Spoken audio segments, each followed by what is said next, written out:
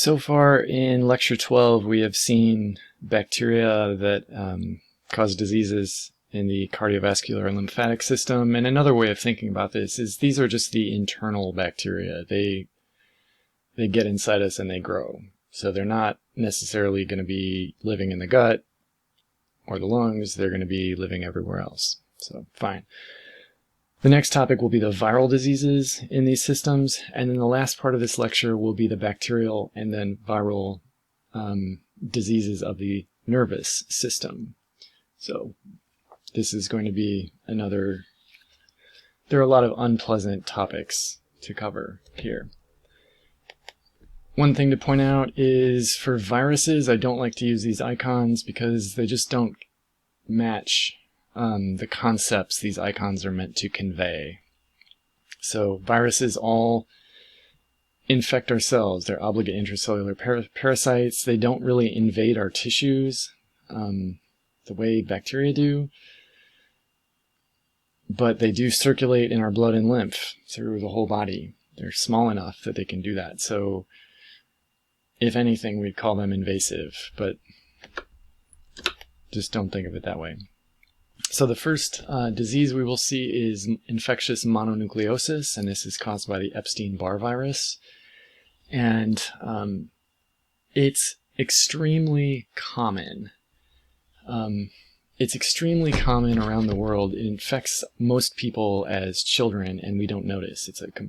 It's either completely asymptomatic or it's the common cold kind of thing with small children.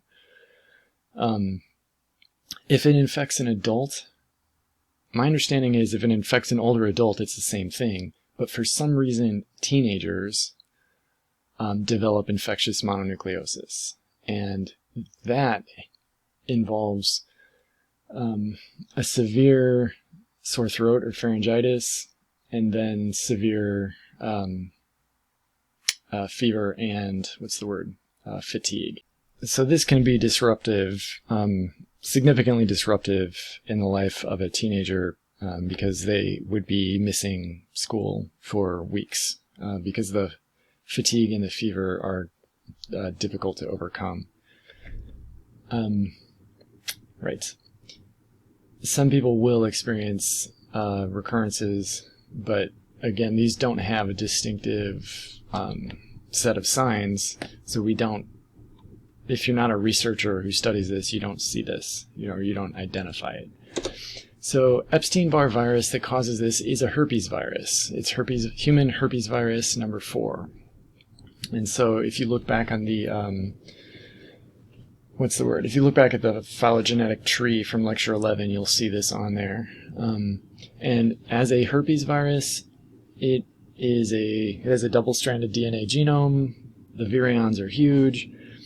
And they cause a lifelong latency, just like varicella zoster, just like herpes virus, just like herpes simplex viruses. And they can cause the cytopathic effects we see with those as well. So it's wild because most of the people in the world have been infected by Epstein-Barr virus. Here in the US and presumably in Western Europe also, where we kind of live separate from each other in sealed buildings, somehow a lot of us escape being infected. And that's why we see it as a teenage disease. We see it infecting teenagers and causing infectious mononucleosis. It's because those people were unlucky enough to not get it as children. But by the time we reach adulthood, most of us have also been infected at some point without realizing it. One thing I want y'all to think about with Epstein-Barr virus is that it infects the salivary glands. That's how it spreads. When it's released by the salivary glands in saliva, people who kiss or people who share glasses for drinking or people who share utensils will spread this virus.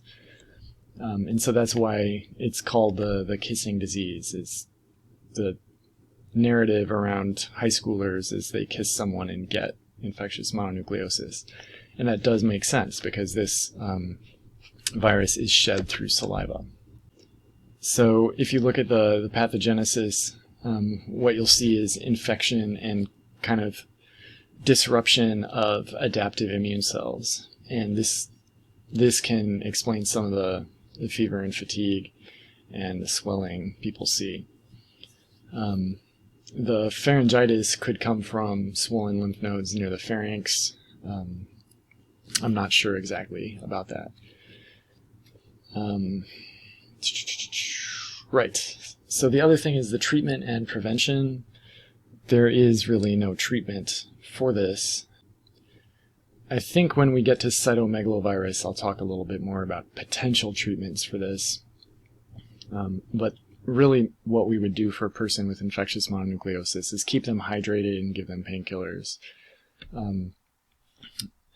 And the only way to prevent it is to just avoid infected saliva. So one reason we care about Epstein-Barr virus is that it does have complications, and a lot of adults who get it find out about it when they have a severe complication. So Guillain-Barré syndrome is a big one, and this is a paralytic condition where a viral infection will lead to an autoimmune response against neurons, and so a person will gradually see paralysis of their limbs.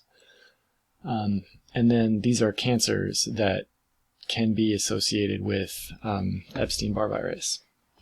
So Epstein-Barr virus is also thought to be the trigger for a lot of cases of myalgic encephalomyelitis, which was once known as chronic fatigue syndrome, and that is a debilitating lifelong illness that is not well understood. But a lot of people who have that have a history of that disease happening immediately after infectious mononucleosis. Also, some people with types of narcolepsy will get that after infection with Epstein-Barr virus, which causes an autoimmune response against certain neurons that promote wakefulness. So Epstein-Barr virus, the disease it causes in adults itself isn't debilitating, but the complications certainly can be. The next virus we're looking at is the cytomegalovirus, and this is another weird one from the herpes viruses. This one almost always causes asymptomatic infections, and that's one way it spreads so easily, because it can infect the salivary glands just like Epstein-Barr virus. When it causes disease in healthy people, it's mild. Lots of adults have had it, and the reason we think about it, well, there are two real reasons we think about a disease that is common but asymptomatic. Like, why would we care if it's asymptomatic?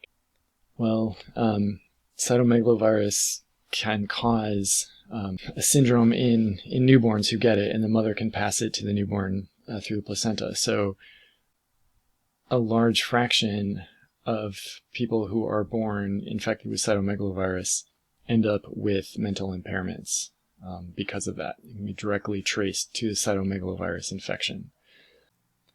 So, for example, people with HIV can experience AIDS sooner because of it. People with AIDS can have a lot of organ damage because of it.